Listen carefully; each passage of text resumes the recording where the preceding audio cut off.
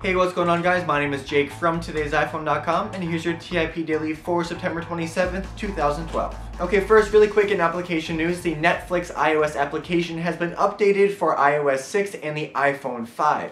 So now there are UI improvements with watching and browsing and searching for videos, as well as full support for the 4-inch display on the iPhone 5, which means you'll be able to watch HD videos taking up the entire 16:9 aspect ratio screen without any letterboxing, which is very, very cool. Okay, moving on, we have a couple stories about iOS 6 today, and they're not really that good. First, there are some issues with Siri reporting the wrong weather for some users. Now, I have experienced this myself. I asked Siri what the weather was going to be like, and she told me it was going to be like way hotter than what it actually was.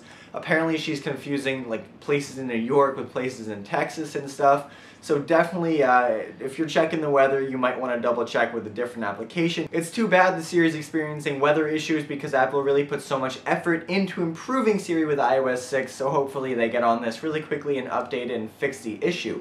Now, speaking of issues with iOS 6, many iPhone 4Ss and new iPads are having problems connecting to Wi-Fi and Bluetooth. Sometimes the option to turn on these connections is grayed out and like you actually can't do it at all. And sometimes you can turn it on, but the device just won't recognize a network even if it's clearly there in like a familiar home network. Now, I have to say I have experienced this on my new iPad, especially with Wi-Fi. I don't use Bluetooth that much, but I've had trouble connecting to Wi-Fi a number of times, and sometimes the Wi-Fi even just like cuts out randomly while I'm in the middle of using it, so that's super annoying. If you've had any problems with iOS 6, I'd love to hear about it in the comment section down below, and maybe any solutions you've discovered, and hopefully Apple updates iOS 6 to fix these problems as soon as possible. And finally, if for some ungodly reason you decided it was a good idea to purchase the iPhone 5 from AT&T for the full unsubsidized price, well, you're in luck as far as unlocking is concerned. You may have dropped a ton of money for your device, but all you have to do to unlock it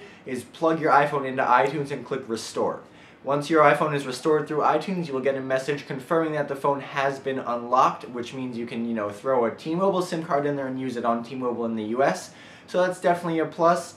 Keep in mind that this only works for iPhones purchased on the unsubsidized price. That means without an AT&T 2-year contract, so if you did buy the phone for cheaper with a 2-year contract, then you will have to go through other methods to unlock your device. Okay, well that's it for today, guys. Thank you very much for watching. Before we're going to leave with a question of the day, and that is, do you think it's worth paying $600, $700, $800 for the iPhone 5 if you can unlock it super easily and use it on any carrier you want? Personally, I don't, but I'd love to hear what you have to say, so let me know in the comment section down below or on Twitter at TIP_Jake. Please don't forget the links to everything I talked about in this video in the description down below, so definitely check those out. And as always, for more news, views, and reviews, don't forget to head over to TodaysiPhone.com.